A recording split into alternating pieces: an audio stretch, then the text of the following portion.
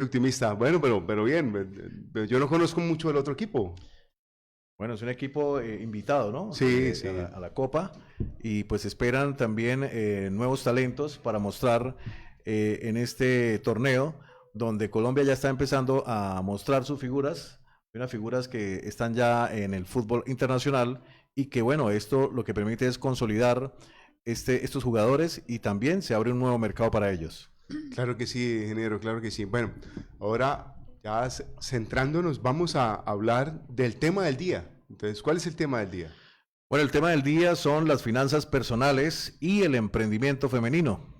¿Y ¿Quién cuál? tenemos? ¿Quién tenemos hoy, José? Hoy tenemos a la doctora Neida Albornoz. Es profesora, profesora investigadora adscrita al programa de administración de empresas. Y bueno, hoy vamos a hablar sobre todo el tema de finanzas personales y el emprendimiento femenino. Pero cuando hablamos de finanzas personales, creo que la universidad hizo un taller. ¿Nos podría contar esa experiencia? ¿Cómo fue esa experiencia de esas finanzas personales y quién la organizó? ¿Cómo fue? ¿Qué resultados tuvimos? ¿Y qué son finanzas personales? Qué pena todas esas pocas preguntas al mismo tiempo. Buenas tardes a todos quienes nos escuchan en este momento. Efectivamente, la Universidad Simón Bolívar, desde el programa de Administración de Empresas, en unión, porque fue un trabajo conjunto con el Departamento de Extensión, se formuló un programa de gestión social. Eso es la vinculación de la universidad con el sector externo. Y en esta oportunidad, me dieron la oportunidad de trabajar con mi equipo de estudiantes del 9º semestre de Administración de Empresas, y la población objetivo fue un grupo de mujeres, madres jefas de hogar de la Comuna 7. Fue una experiencia muy interesante. Yo tuve carta blanca para saber primero cuál era la población objetivo y segundo, pensar y repensar con el equipo de estudiantes qué podíamos nosotros trabajar con ellas de materia de capacitación y que le fuese una herramienta útil para su futuro y para su presente y su futuro, tanto como administradoras de hogar, pero también como proveedoras del hogar, porque son madres jefas de hogar. Pues nosotros planteamos y propusimos tanto al programa como a la oficina de extensión lo que fue un taller de capacitación en finanzas personales, que lo que permitió fue llevar a cabo una planeación financiera, enseñarles o darles tips o sí, capacitarlas en materia de planeación financiera personal y la necesidad de salvaguardar su patrimonio y recursos financieros, que eso no es otra cosa que aprender a administrar recursos del hogar. Igualmente funcionan las empresas, pequeñas, medianas o grandes, igual funciona un hogar. Es cuidar todos los activos del patrimonio que tiene cada uno del hogar. Como diría mi abuela, cuidar la platica. Exactamente. Bueno, esa capacitación constó de 5 líneas de trabajo. Mi equipo de estudiantes fue planificado para que trabajaran en grupos de 2 o 3, y las líneas abordadas fueron el presupuesto familiar, porque al igual como funciona en el hogar, funciona en las empresas, el tema del ahorro, la inversión, la materia de seguros, que no es otra cosa que cubrirse de riesgos personales y familiares, y el tema relacionado con consumo responsable. Entonces, por ejemplo, en el caso de la línea de trabajo que fue presupuesto familiar, allí, bueno, ellas obtuvieron, como les dije, tips o herramientas para cómo organizar un presupuesto familiar, una herramienta que en el hogar realmente es utilizada con una periodicidad semanal, quincenal o mensual, dependiendo de los ingresos y las fuentes de ingresos que tenga un hogar, cuánto dinero necesitan para cubrir necesidades, cómo repartir esos ingresos, cómo cubrir las obligaciones y cómo mejorar hábitos de consumo para gastar con responsabilidad, y ver si de esos ingresos que tienen faltantes, que eso es un indicador que en el hogar se necesitan más ingresos, y ver de qué viajo o cómo se pueden obtener, y si hay excedentes, sería sobrantes de estos ingresos, en qué se pueden invertir o qué se puede hacer con ellos. Bien. Es como llevar toda esa práctica que hace uno en las organizaciones de hacer un presupuesto de cuánto va a recibir, cuáles son los gastos necesarios para que la organización funcione, llevar toda esa experiencia real de un presupuesto de una organización a la vida familiar. Entonces, ¿cuántas personas trabajan en el hogar? ¿Cuántos son los ingresos? ¿Cuánto es el recibo de la luz, el recibo del agua? ¿Cuánto cuesta el mercado? Si hay que comprar ropa al colegio, bueno, toda esa parte, más o menos es eso lo que hablamos cuando hablamos de un presupuesto familiar. Sí, los presupuestos, bueno, como fue familiar y fue muy general la capacitación, parte de los ingresos actuales y futuros ingresos que se tengan. De esos ingresos, ¿cuál va a ser el destino? Si es en el hogar, para cubrir todos esos gastos que usted hace referencia. Principalmente la canasta básica. La canasta básica son 5 rubros: alimentos, educación, salud, vestido y vivienda. Una vez cubiertos esos 5 rubros, estamos diciendo que se están cubriendo las necesidades básicas del hogar. Si se cubren y queda dinero, decimos que hay excedente. Si hay excedente, puede haber ahorro o puede haber inversión. Entonces eso era lo que queríamos transmitirle, y de hecho esa fue la línea de capacitación, que si hay excedente puede haber ahorro, y nos acompañó la presentación de uno de nuestros estudiantes que está vinculado a Banca Mía. Banca Mía ofrece productos o instrumentos de inversión a corto plazo y para personas vulnerables que no están bancarizadas, ¿no? Entonces fue muy útil esa capacitación también, porque se les mostró que habían entidades financieras para población de la base de la pirámide, es decir, población de los estratos 1 y 2, que es al grupo al que pertenece ese grupo vulnerable que se capacitó. Entonces, ese es el mejor de los casos, que haya excedente, y ellas ya supieron en ese momento que podía haber ahorro o podía haber inversión. ¿La inversión en qué? En pequeños emprendimientos. Pero nosotros, pues, digamos que el enfoque que le queríamos dar era que esa inversión fuese formal en pequeños emprendimientos. Banca Mía es una de las instituciones que les puede apoyar con financiamiento para esos pequeños emprendimientos. Una de las condiciones es que son emprendimientos formales, deben estar registrados, tienen que aprender la cultura de llevar una contabilidad. De todo eso se habló en la capacitación, una contabilidad formal. Para ello necesitarían entonces una segunda capacitación y ayuda técnica contable, y entre otras capacitaciones que irían después en caso tal de que decidan emprender. Bueno, En el peor de los casos es que no haya excedente. Si no hay excedente es porque, bueno, no alcanzan a cubrir las necesidades, y esa es una alarma que se enciende si ellas aprenden a constituir un presupuesto familiar y ver de que son insuficientes los ingresos y hay que buscar otra fuente o mejorar las existentes. Bueno, ¿y qué herramientas utilizaron? Bueno, al menos hicieron hojas, cuadernos, donde nosotros, porque yo creo que en los hogares nos falta esa cultura de plasmar nuestros gastos, nuestros ingresos dentro de un cuaderno. Yo creo que sería, eso me imagino que es una de las buenas prácticas que hoy las organizaciones, bueno, las familias lo deberían hacer. Usted lo hace, ingeniero Raúl, usted al menos sí escribe cuántos son los ingresos y más o menos el presupuesto de gasto. Totalmente, y cuando se me olvida y empiezo a hacer arqueo, dije, uy, pero ¿qué gasté? Entonces empiezo a echar hacia atrás. Normalmente en la inversa, ¿no? Sí, en la noche nos acostamos y bueno, yo tenía hoy tanto dinero, lo gasté en tanto, claro, más o menos, estoy haciendo un control de mi presupuesto. Eso, me imagino que en eso se basó prácticamente en ese primer punto la capacitación a estas personas. Y bueno, hablemos con los estudiantes. ¿Cómo fue esa experiencia que tuvieron los estudiantes? Cuénteme, Daniel, ¿cómo le fue en esa experiencia? ¿Cómo prepararon esta capacitación y cómo se enfrentaron a esta comunidad de mujeres y líderes en la preparación de sus finanzas personales? ¿Qué cosas positivas encontró y qué aspectos a mejorar vieron ahí? Bueno, buenas tardes.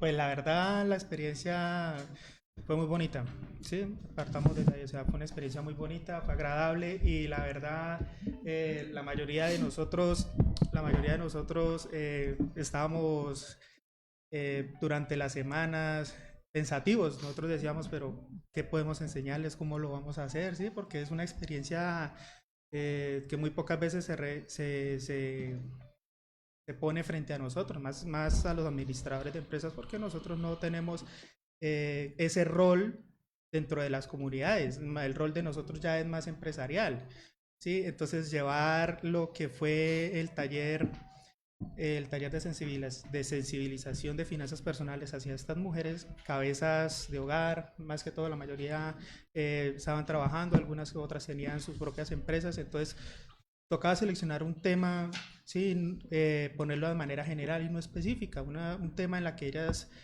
pudieran practicarlo no solamente en la casa, decir, bueno, como ya lo estaban diciendo, cuáles son nuestros ingresos, cuáles son nuestros gastos, si al final nos queda, si no nos quedan dinero, qué hacemos si al final tenemos menos dinero o tenemos un excedente más, como decimos.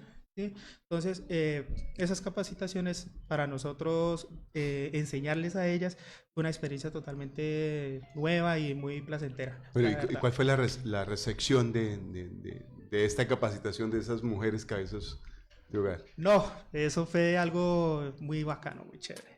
Sí, no, nosotros después de eso, nosotros no podíamos creerlo, el miedo, el nerviosismo que ya teníamos, que antes de realizar esa actividad totalmente se nos había ido y las caras de felicidad de cada uno de nosotros se reflejaba y nosotros decíamos, no, pero eso tenemos que volver a hacerlo, ojalá no con la misma comunidad o sí con la misma comunidad, pero volver a hacerlo, volver a tener ese contacto con la comunidad.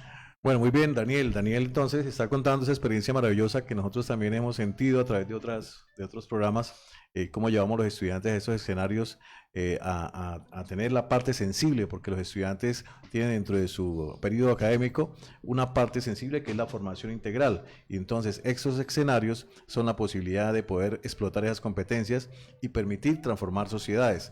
Entonces, el gran papel que desempeña en este momento el estudiante de la Universidad Simón Bolívar es darle cumplimiento también a nuestra misión. En dirección de la doctora Neida también, podemos llevar a transformar esa realidad, a sacarlos un poco de los problemas cotidianos, que es lo que hacíamos también desde otro programa, de formar cualificaciones, de apoyarlos, impulsarlos a que creen su propia empresa, porque hay mucho talento en estas zonas vulnerables, pero no se ha podido vender o explotar a través de los medios. Y también se hace falta la organización y por eso es que ustedes allí están presentes para darle un empuje a esas empresas que están produciendo. Doctora, bueno, usted me habla de 5 componentes, ya hablamos del presupuesto, ¿sí? ¿Y los otros cuáles eran? Ahorro, inversión. Bueno, y el ahorro, ¿cómo es esa experiencia o cómo le transmitimos a una persona que escasitamente tiene sus ingresos de decirle, venga, ahorre? ¿Cómo fue eso? Bueno, eso yo creo que esa receta todos la tenemos que conocer. ¿Cómo fue? Tuvimos dos intervenciones en ese caso. La primera fue el grupo, la pareja de estudiantes que desarrolló las actividades de ahorro. Lo que hicieron fue, bueno, una vez que adelantaron la parte presupuesto, que en este equipo estuvo Daniel, que nos acompaña hoy, Daniel Monsalve, se dieron cuenta que, bueno, si realmente se planifica un presupuesto en función de los ingresos del hogar, sabiendo a ciencia cierta cuáles son los rubros de la canasta básica que se tienen que cubrir, pero haciéndolo de manera seria, realmente con anotaciones, porque tampoco es nada del otro mundo, una empresa sí es más compleja, pero en el hogar es muy sencillo. Ahí simplemente sabiendo sumar y restar nos damos cuenta si hay faltante o excedente. Entonces, ya agotada esa parte bien explicada que hizo el equipo de Daniel, pasamos a la segunda parte que fue ahorro. Ya tenían ellas una idea o un imaginario de lo que era el ahorro, que era el excedente, lo que no se gasta de los ingresos, ya sean semanales, quincenales o mensuales, y que ese ahorro se podía colocar en una entidad financiera y si la población no está bancarizada, sí existen instituciones en el mercado que los acogen ya sea para ahorrar o para invertir. Por eso nos acompañó, intervino otro estudiante que era de otro grupo, pero que está trabajando en Banca Mía, que es una de esas entidades que atiende a la población de la base de la pirámide. Y ahorrar Es ese dinero, es ese excedente del presupuesto familiar. La pareja de estudiantes que trabajaron con el módulo ahorro, aparte de eso hicieron otra actividad que fue muy dinámica, que fue una vez que ellos explicaron qué era ahorro, dónde provenía el ahorro, etcétera, y otras, ellos formularon unas preguntas y en función de las respuestas de las señoras beneficiarias o beneficiadas, ellos, el premio eran unas alcancías en forma de marranito. Entonces esa era la mejor representación del ahorro. El cerdo es la alcancía del pobre, decía mi abuela cuando criaba sus animalitos, pero es de ahí. Sí, básicamente fue eso, pero fue la representación que ellos encontraron para representar lo que es el ahorro, ¿no? El ahorro, digamos, familiar y tradicional, como son las alcancías, pero también se les dio a conocer que también existían instituciones dirigidas a esos estratos. Bueno, ese ahorro, dentro de lo que hablaron del presupuesto, ¿se incluye o no se incluye dentro del presupuesto? O si hay excedentes, hay ahorro. Porque hay algunos teóricos que dicen que uno debería ahorrar así haya o no hayan excedentes. En este caso lo plantearon de que si hay excedentes, bueno, hay la opción de ahorro porque no hay cómo disminuir los gastos, plantear cómo mejorar el tema de los gastos. Usted habla ahí del otro punto sobre un consumo responsable. Ese consumo responsable lo podemos asemejar mucho a lo que es las compras en una organización, el presupuesto de compras y qué necesitamos y la lista. Raúl, ¿usted hace lista de mercado? Sí, claro.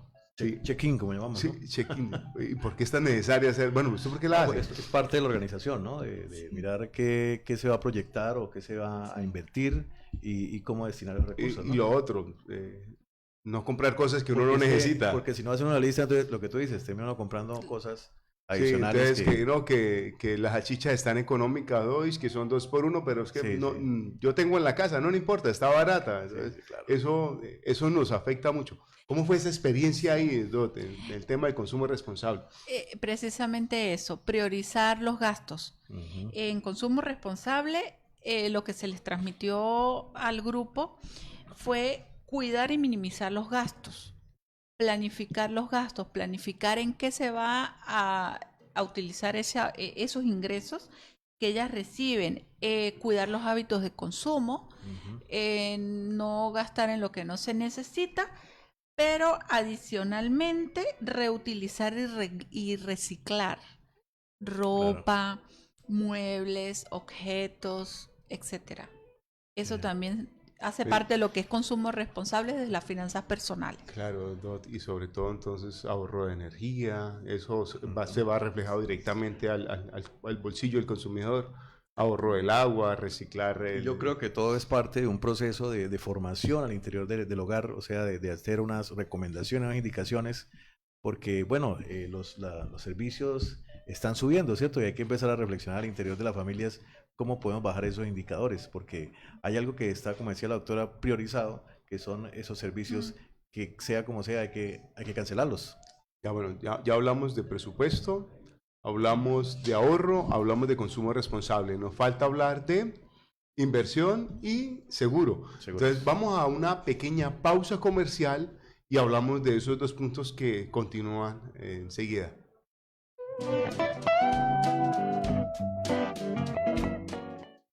Universidad Simón Bolívar. Crecemos para seguir aportando al desarrollo de nuestra región. Nuevo programa en Ingeniería Industrial. SNIES 106948. www.unisimon.edu.co/Cúcuta. Institución sujeta a inspección y vigilancia por el Ministerio de Educación Nacional. Universidad Simón Bolívar. Crecemos para seguir aportando al desarrollo de nuestra región. Nuevo programa en Ingeniería Multimedia. SNIES 106951. www.unisimon.edu.co/Cúcuta. Institución sujeta a inspección y vigilancia por el Ministerio de Educación Nacional. Universidad Simón Bolívar. 45 años formando generaciones cultas y líderes. Estudia Administración de Empresas y logra doble titulación con la Universidad Andrés Bello de Chile. SNIES 8413. Inscripciones en www.unisimon.edu.co/Cúcuta. Institución sujeta a inspección y vigilancia por el Ministerio de Educación Nacional.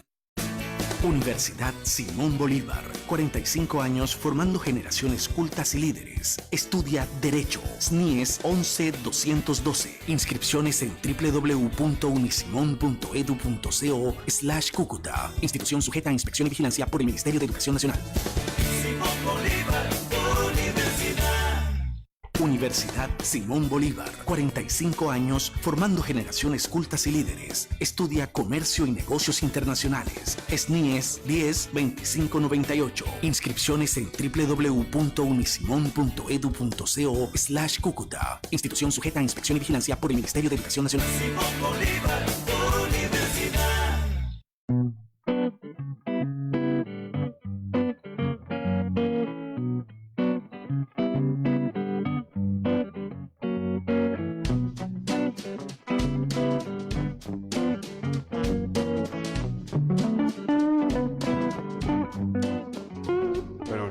Regresamos nuevamente, ya estamos cerca al inicio del partido. Estamos cerca, estamos ¿a qué? ¿A 6 minutos? José? Más o menos a 6 minutos. Ya, bueno, ya empezamos aquí también a hacer la contabilidad de los goles, ¿no? Listo, claro que sí. Bueno, doctora Daniel, bueno, cuando hablamos de esa charla y de ese componente que se le da a estas mujeres cabezas de hogar en tema de seguros, cuando me habla de seguros, ¿qué es eso de seguro? Primero, ¿qué es y cómo, qué recomendaciones le hemos dado a estas mujeres cabezas de hogar para manejar ese punto de la economía personal del seguro? ¿Qué es seguro primero? Bueno, tenemos que seguro es más como un contrato, ¿sí? Que nosotros le ponemos a, digamos, un crédito que independientemente del que sea, que nosotros vayamos a pedir. Entonces, prácticamente el seguro es eso, es un contrato que uno le pone al crédito que usted realizó, que usted pidió al banco, ¿sí? Eso es un miedo, ¿sí? A la hora de pedir los créditos, eso es un miedo que muchas personas tenemos, Sí. ¿sí? De que, bueno, vamos a pedir un crédito, primero, cuáles van a ser las cuotas, ¿sí? Cómo vamos a manejar nosotros, cómo vamos a meter dentro del presupuesto, ¿sí? Eso que es tan importante el crédito. Ahora, después de pedir el crédito viene el otro chicharroncito de cabeza es, bueno, si me llega a pasar algo, si llega a suceder algo y ¿cómo respondo? ¿Sí? Entonces ahí entra la parte del seguro. El seguro es ese pequeño contrato o ese contrato que nosotros hacemos para darle un soporte, exacto. ¿Una garantía? Una garantía, exactamente, de ese crédito. ¿Sí? Daniel, discúlpeme, yo sé que apenas ustedes lo llaman por teléfono para un seguro, salen corriendo, ¿cierto? Sí. Pero hay que dejar muy claro también a los que nos están escuchando por qué es tan importante el seguro, lo que estás recalcando. Y además, también, por qué es importante tener cuenta crediticia, sí, porque muchos dirán, no, yo no quiero llevar la plata a una entidad financiera, porque pues la plata en el tiempo puede manejar ciertos intereses o altos o bajos. Hay unos gastos financieros. Sí, gastos financieros. Pero la importancia, perdón, José, la importancia de tener el dinero en una entidad financiera, ¿cuál es inclusive tenerla debajo de la cama? ¿Qué riesgo se corre, no? Bueno, pues ahorita metamos así el tema de la inseguridad. Sí, ahorita es muy complicado que usted se va a guardar el dinero debajo del colchón, tiene esa inseguridad de que lo van a robar y lo primero que van a revisar adelante va a ser el colchón. No, o sea, el riesgo es que al usted saber, al tener este acceso fácilmente a ese dinero, sin usted tenerlo guardado en un banco, pues usted va a pensar, bueno, tengo este dinero acá, vamos a gastarlo. O sea, la idea ya de que usted tenga ese dinero en físico va a ser gastarlo, mientras que si usted la tiene, digamos, en el banco, la tiene allá como en una cuenta de ahorros, ¿sí? Entonces, para usted va a ser, no, tengámosla allá, sí, allá está segura, ya está bien guardadita, sí, si la voy a necesitar, simplemente voy y la saco. Entonces, ese es... digamos, los pensamientos que muchos tenemos, ¿sí? Daniel, porque también hay una cultura, todavía vemos en algunas empresas en Cúcuta que los empleados les entregan el dinero, ¿no? O sea, ellos dicen, no me consigne nada, o sea, yo quiero que me den dinero en efectivo. O sea, entonces es parte de fomentar una cultura, ¿no? de Claro, manejar claro. muy bien Claro, la no, parte del capital. y es un riesgo, o sea, es un riesgo para ambas partes. Sí, no solamente para el empleado que recibe su dinero, sino para la persona que va a entregarle el dinero al empleado. Sí, entonces es muy importante que las empresas eliminen esa cultura de estar entregándolo en efectivo. O Claro. sea, permítales que ellos creen una cuenta de ahorros y consígnenles. Eso les da seguridad tanto a ellos como a las empresas. Y le da vida crediticia. Exactamente, y eso les da un control, también les lleva un control a las empresas acerca de los salarios, de los sueldos que ellos están manejando. Yo creo que hay que eliminar esos mitos de las cuentas bancarias. Bueno, el sistema bancario y el bancarizarse es importante para cualquier persona, ¿sí? Primero, dan una seguridad. Es mucho más seguro tener el dinero en un banco que en su cartera o en la casa. Pues es un acceso muy rápido a ese dinero y es una tentación muy grande. Sí, hay personas que no se controlan y entonces pues tienen el efectivo en el bolsillo y lo gastan y ya. Entonces ya tenerlo en un banco le dice, bueno, debes ir al cajero, debes retirar, usted piensa, bueno, me va a cobrar por retiro o no. La otro mito es, yo tengo en el banco, entonces la DIAN va a saber cuánto dinero tengo. Bueno, la DIAN le va a saber, el sistema de los impuestos va a saber cuánto gana. De hecho, la DIAN hoy tiene más información que ni la mujer de uno. ¿Sí? Usted va y compra un pan en un centro comercial y ya aparece José Barrera compró un pan y ya a la DIAN le llega esa información, cosas que muchas veces que ni mi esposa conoce. Entonces la DIAN en estos momentos tiene muchísimo más información que nuestras parejas. Entonces esos mitos de no abrir cuentas, de no asegurar el dinero, yo creo que ya están mandados a recoger. Lo otro muy importante es el tema de seguridad y el otro, que es que eso nos permite hacer un control de nuestro dinero y hacer una inversión a futuro, que es el otro punto. Entonces, cuando hablábamos de inversión dentro de las finanzas personales, Daniel, ¿a qué se referían o cómo explicaron eso a estas madres cabezas de hogar? Bueno, con el tema de inversión, como estamos hablando de finanzas personales, sí, entonces nosotros abordamos los temas más que todo de entretenimiento, de darse, por así decirlo, lujitos que de vez en cuando uno cree o tiene para merecerse, ¿sí? Entonces nosotros abordamos el tema de que, bueno, al final de tu presupuesto te sobró este dinero. ¿Qué vas a hacer ahora con él? Listo, tú lo puedes meter en un CDT, ¿sí? O lo mandas a una cuenta y lo ahorras, o lo tienes debajo de tu colchón, ¿sí? Pero entonces... Buena alcancía. Sí, o en la alcancía, en el marranito ahí, ¿sí? Pero entonces la idea del ahorro no es guardar el dinero. La idea del ahorro es saber usarlo, saber gastarlo. Esa es la idea. Entonces nosotros le decíamos, bueno, digamos tú tienes una empresa. En esos momentos había una señora que nos habló sobre una peluquería que ella tenía. Entonces, listo. Entonces nosotros le dijimos, bueno, tú tienes, al final de tu presupuesto, tú tienes cierto dinero que te sobró, pero dentro de tu local tienes unas máquinas, por ejemplo, alguna secadora, alguna máquina que no te está funcionando, ¿sí? Entonces ya tú ves ahí un problema y tú dices, bueno, pero entonces, ¿qué hago aquí? Ahí de ese dinero que te sobró, ¿sí? Inviértelo. Hacer reinversión. Exactamente. No solamente en eso, arreglar la casa, Ah, que pintar, que pagar los impuestos de la casa. exactamente. Bueno, eso debería estar dentro de su presupuesto, pero normalmente uno pues no lo hace. Bueno, entonces ya hablamos de todo el tema de finanzas personales. Nosotros en el hogar deberíamos hacer un presupuesto, un plan de inversión, unas compras responsables, el tema de seguro, y me falta uno. ¿Cuál sería? De inversión ya, Sí. el tema de ahorro, Bueno, eso, finanzas personales, ¿cómo se relaciona al tema de emprendimiento femenino? Bueno, ahí eso, ¿cómo lo ligamos en finanzas personales y emprendimiento femenino? Eso, claro. ¿cómo suena eso? Sí, muy interesante la pregunta.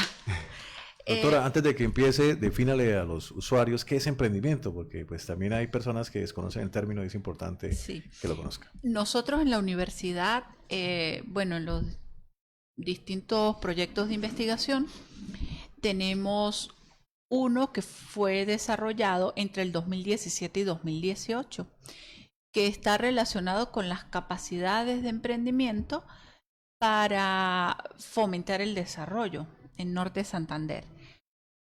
uno de los trabajos que se hizo fue construir un instrumento para caracterizar, porque si yo no diagnostico el estado de la cuestión, pues realmente el diagnóstico me sirve para formular, para intervenir, para los proyectos de intervención. Son útiles para los gobiernos locales y regionales también para líneas de acción y para otras entidades que intervengan con recursos en poblaciones vulnerables o no, pero que necesiten la información. Nos interesó el tema del emprendimiento porque eso tiene mucha relación. Bueno, se puede estudiar ese término desde distintas disciplinas y fue lo que nosotros intentamos hacer. Ver cuáles son las capacidades y habilidades que tienen las personas para desarrollar negocios, pequeños negocios. Nosotros nos enfocamos en pequeños negocios que ya son emprendedoras y uno de los trabajos que hicimos fue indagar o diagnosticar cualidades emprendedoras y se hicieron varios trabajos. Primero se hizo el estado del arte para ver cuáles son esas cualidades que dice la literatura que debe poseer una persona. Y queríamos saber si la persona emprendedora nacía o se hacía. Entonces puede darse que tenga un potencial emprendedor porque en su casa sus padres son empresarios o son emprendedores también, o porque se capacitó y lo aprendió. O hay una necesidad. Y también hay necesidad. Entonces la literatura habla de dos tipos de emprendimiento: el emprendimiento por necesidad y el emprendimiento por oportunidad.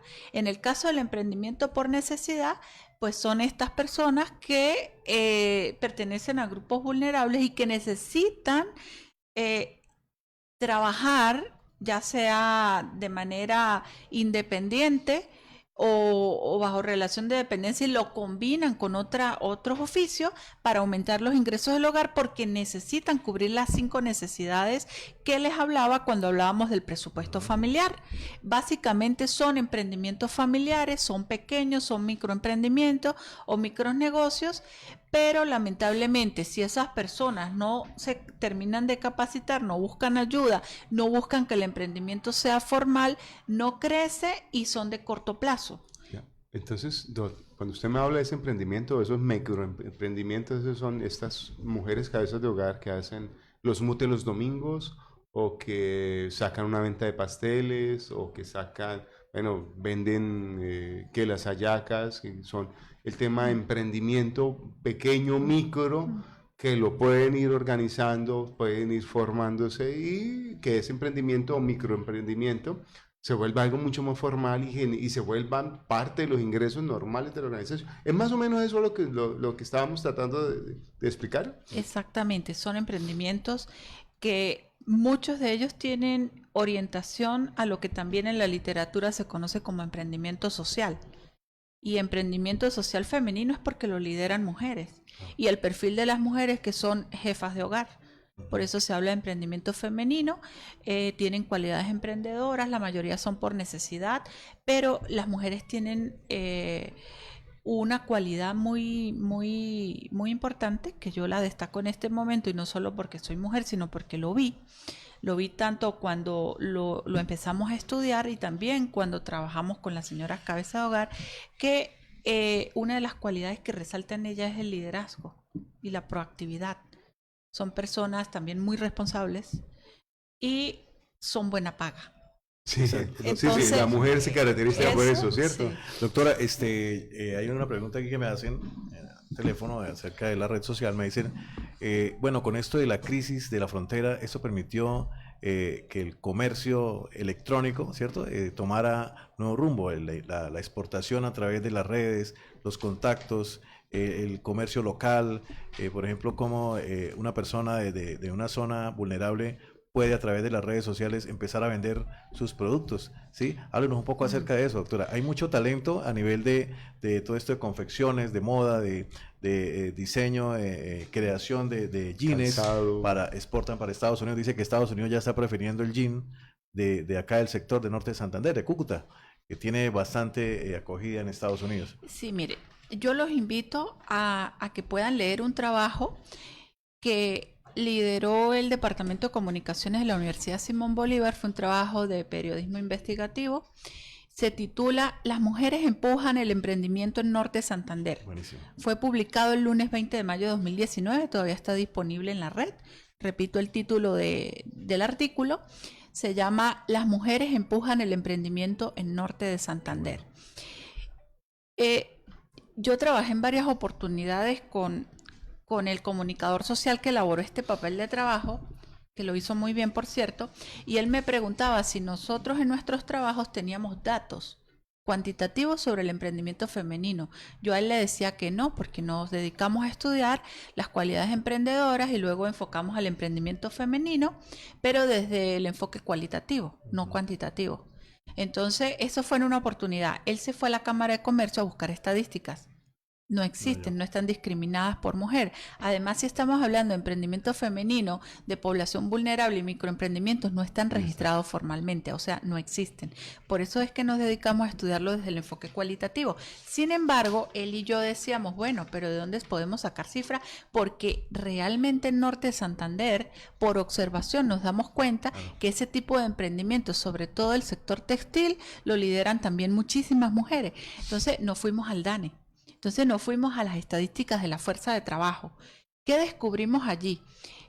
Vimos fuerza laboral y solamente les voy a resaltar 4 o 5 datos, y ustedes lo pueden reconfirmar en el DANE, y son cifras del trimestre enero-marzo de 2019 y las comparamos con nivel nacional.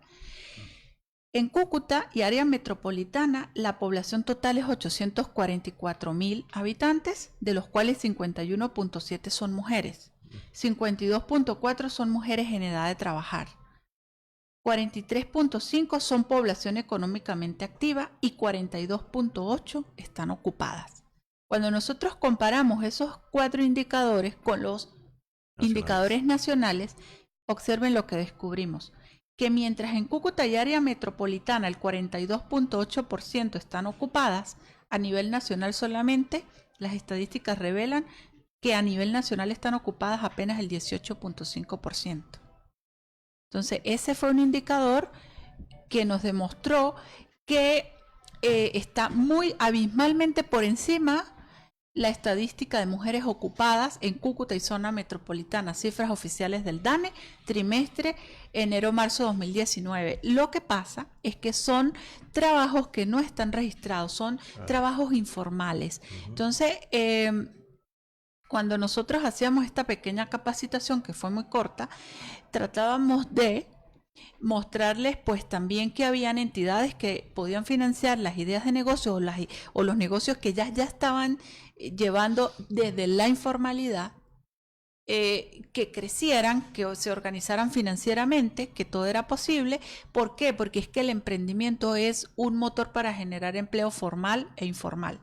Entonces, el comunicador social que hizo este trabajo adicionalmente hizo unas entrevistas a emprendedoras en Cúcuta, que nos dimos cuenta que estamos en una región de frontera.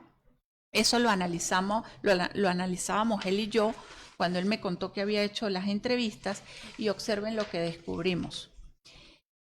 Que estamos en una frontera donde hay unas dinámicas económicas propias de la frontera que son cambiantes. Aquí nada es estático, aquí todo cambia de la mañana para la tarde. De un día para otro, eso es sí, prácticamente, el mismo día. Sí, de la mañana para la tarde. Mientras a algunos comerciantes y empresarios les va bien, a otros les puede ir regular o mal, o viceversa, en distintos momentos a lo largo del tiempo. Y esa fue una conclusión a la que nosotros llegamos al analizar las narrativas de las entrevistas, porque nos conseguimos con un caso que fue una fábrica de uniformes. La empresa la fundó el papá falleció, pero la fundó aproximadamente en el 2002. Casi la empresa quiebra.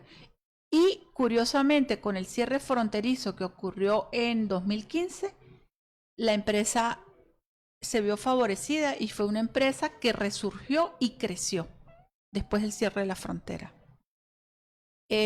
Como les dije, el objeto de la empresa es una fábrica de uniformes. Eso significó que mermó, por una parte mermaron las materias primas del lado venezolano,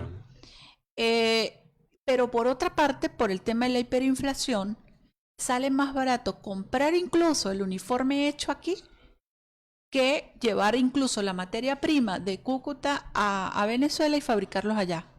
Ujú. Entonces, fue una de las empresas, como un ejemplo, que resurgió. Otras empresas, Interesante. sí, otras empresas fueron creadas después del cierre de la frontera, a raíz de la crisis, y también han sido prósperas. Pero, como les digo, son pequeños negocios, pequeños emprendimientos, muchos están en la informalidad, no existen en las estadísticas de la Cámara de Comercio. El emprendimiento puede generar empleo formal, autoempleo y empleo formal. Las estadísticas de los censos económicos de todos los países del mundo, sean países en vías de desarrollo, países desarrollados, indican que las micro y pequeñas y medianas empresas son las que generan más del 95% del empleo formal en los países. Pero yo hago énfasis en el empleo formal porque es el empleo, digamos, los emprendimientos o empresas formales son las que realmente pagan impuestos y el Estado necesita funcionar. La cultura tributaria es muy importante para el Estado. ¿Por qué? Porque en función de esa contribución tributaria es que el Estado puede funcionar, pero también los ciudadanos pueden ejercer derechos. Y así los microempresarios y los pequeños empresarios también reciben beneficios del Estado, por eso mismo, porque están formalizados y porque de una u otra forma están aportando a todo el desarrollo del país. Vamos a una pequeña pausa comercial y ya regresamos.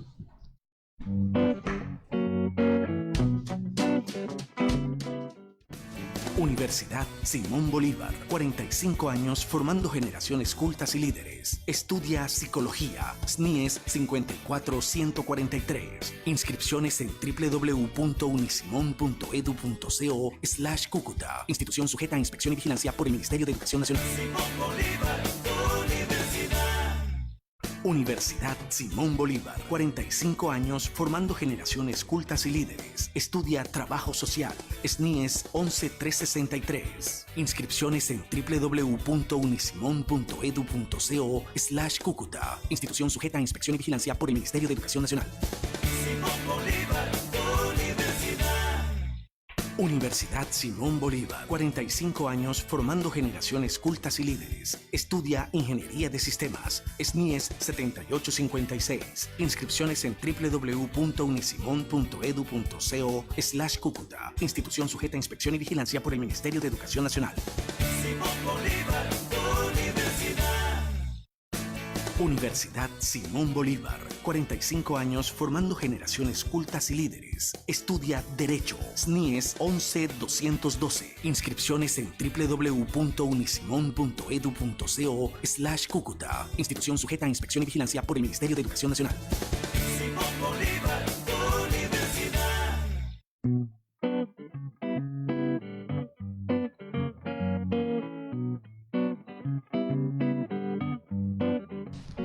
Bueno, También lo puedo decir. continuamos nuevamente con nuestro programa Unisimón al aire. Ingeniero, ha sido como muy chévere, muy interesante el tema de hoy.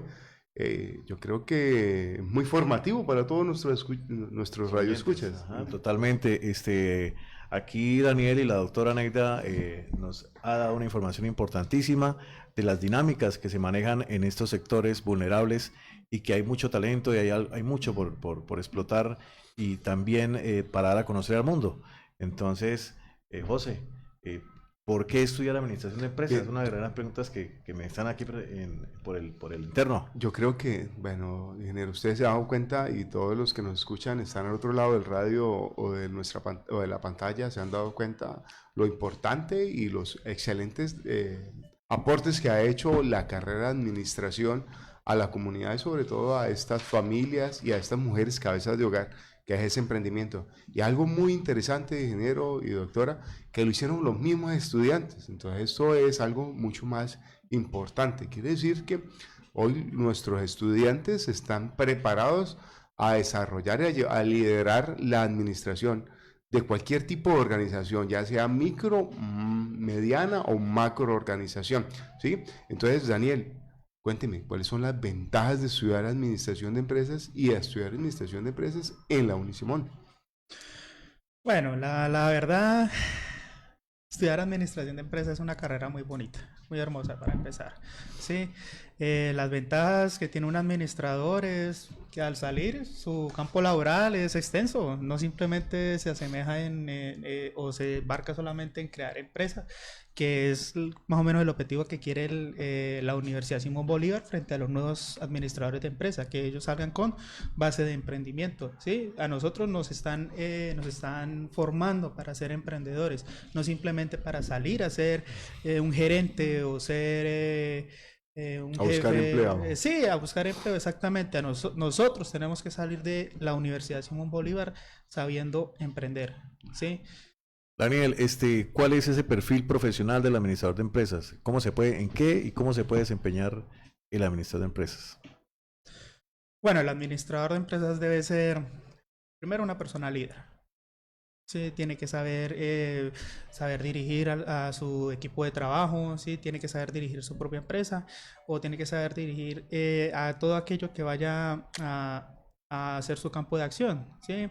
Y fuera de eso, sus habilidades, digámoslo así, financieras, en sus conocimientos sobre las finanzas, sobre el manejo del talento humano, que es también muy importante, y sobre todo la investigación, ¿sí? Ahorita el administrador de empresas tiene que ser muy investigativo.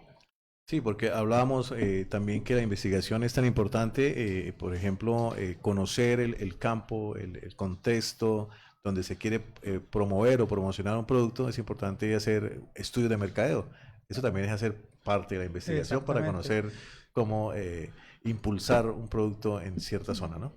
Sí, claro, o sea, el administrador en Norte de Santander es muy versátil, ¿sí? Entra a un mercado muy versátil. Él puede entrar a cualquier empresa y desarrollar sus habilidades en cualquier campo funcional de esa empresa. Puede ser un jefe de área de ventas, puede entrar a manejar un grupo pequeño en talento humano, o simplemente puede llegar a cualquier otra empresa y tomar a cargo independientemente si es una empresa, si es una organización pequeña, mediana o grande. O sea, el rol del administrador dentro de cualquier organización, sí, es muy importante y es totalmente dinámico. No simplemente llega a ser un gerente, ¿sí? No simplemente es un gerente, usted sale como ahorita salimos nosotros ya como profesionales en la administración y nosotros no vamos a salir como gerentes, nosotros vamos a salir como emprendedores y nuestra misión, nuestro deber después de culminar nuestra formación va a ser eso, va a ser emprender. Ahorita es obvio hasta para todos que la mayoría de las personas cuando salen de su universidad, sí, no se quedan en esta ciudad. Más que todo se van es para el exterior, empiezan a hacer su vida en el exterior. Pero la verdad es que un administrador aquí en Norte de Santander tiene muchísimas oportunidades. Y es por eso que la Universidad Simón Bolívar le apuesta mucho al emprendimiento. Es exactamente para eso que nos están formando, para salir a ser emprendedores aquí en Norte de Santander. Bueno, doctora Neida, ¿por qué es importante estudiar administración de empresas y cuáles son las ventajas que tiene la Universidad Simón Bolívar en la administración de empresas?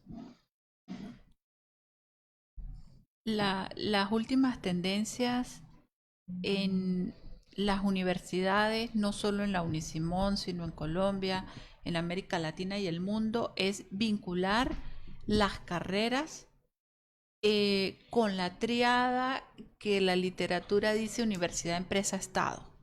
Y eso es lo que está haciendo la Unisimón. Va en buena dirección, ese es el norte, en vincular la actividad académica, es decir, el proceso de enseñanza-aprendizaje de los estudiantes en aula, con prácticas, con experiencias como por ejemplo intervención en comunidades y trabajos con población vulnerable, es decir, lo que el estudiante aprende en clase, que lo lleve a las comunidades, eso también hace parte de la responsabilidad social universitaria, también la práctica en la empresa, pero también el componente, como decía Daniel, que es la formación para ser emprendedor, es decir, que sea un egresado con una mentalidad de empleador más que de empleado. Esas son herramientas adicionales. Es un valor agregado del egresado de Administración de Empresas de la Universidad Simón Bolívar. Y con el Estado, ¿por qué? Porque muchas de las prácticas o trabajos también tienen que ver con organizaciones del Estado. Bien, otras fortalezas que estoy viendo, ingeniero Raúl, es que el administrador de empresas de la Unisimón tiene un componente social bastante grande. Y yo creo que es una oportunidad y es una necesidad que tiene la región hoy, norte de Santander, Cúcuta, de que estos emprendedores tengan una visión social, ¿sí? Y que compartan esos conocimientos y puedan construir realmente todas las oportunidades que necesita la región. Claro que sí, eso es una problemática emergente, también con el cierre de la frontera, donde también se abren posibilidades de generar nuevos emprendimientos, y ahí debe estar el administrador de empresas para no tanto para formar su propia empresa, sino para asesorar a esas personas que quieren impulsar su empresa, porque ahí está la experiencia, está el impulso que necesita para esa empresa cotizarse. Otra cosa, Daniel, ¿sí sabía que dentro de la universidad tenemos toda una cadena de formación? Usted hoy termina su programa de administración, puede seguir su especialización y puede terminar con la maestría, todo en una sola cadena de formación que genera unas ventajas competitivas en el mercado laboral. Sí, claro, claro. La misma universidad a nosotros nos la propone normalmente al finalizar las clases, o los mismos profesores nos dicen exactamente lo mismo. Y es excelente que la misma universidad nos permita eso. Sí, porque realmente muchas personas no toman esa opción. Sí, en algunas universidades no toman la opción de seguir ahí mismo su formación, sino que se van a otras partes. Pero es muy interesante que la universidad nos lo permita a nosotros. Bueno, ingeniero Raúl, Bueno, ¿dónde deben ir los interesados a buscar cómo inscribirse en la Universidad de Administración, ingeniero? Bueno, ahí está entonces en la página web institucional www.unisimon.edu.co/Cúcuta. En esa parte consiguen toda la información de los programas académicos, en especial Administración de Empresas. Ya para cerrar, me gustaría escuchar a la doctora Neida con una recomendación a todos los oyentes, también acerca de lo que tiene que ver con el manejo de las finanzas personales. O sea, ¿cómo hace esa persona que se gana el mínimo? ¿Qué le recomienda usted para que sea un éxito poder manipular este salario mínimo? Que comience a trabajar el presupuesto familiar o personal. Es muy sencillo, muy básico. Esa es la herramienta básica. Muchos no lo hacen, pero eso no es otra cosa que, en función de los ingresos que tiene seguros, sea sueldo básico, mínimo o lo que percibe por sus distintas ocupaciones, porque nos conseguimos también personas que tienen que redondear ese ingreso mínimo con otras ocupaciones. Sume todos los ingresos y planifique los gastos que son obligatorios y prioritarios. Y por allí tienen que comenzar para hacer un proyecto de vida. Doctora Neida, muchísimas gracias por venir hoy a nuestro programa.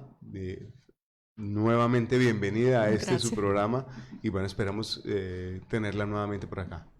Gracias, Daniel, muy amable por su compañía y por compartir la experiencia con los oyentes de Unisimón al Aire. Bueno, un pequeño aviso parroquial. Unisimón al Aire ha sido nominado al Premio Activa 2019. Entonces estamos nominados en la categoría 17, Programa Institucional, y en la categoría 18 como marca de mayor recordación.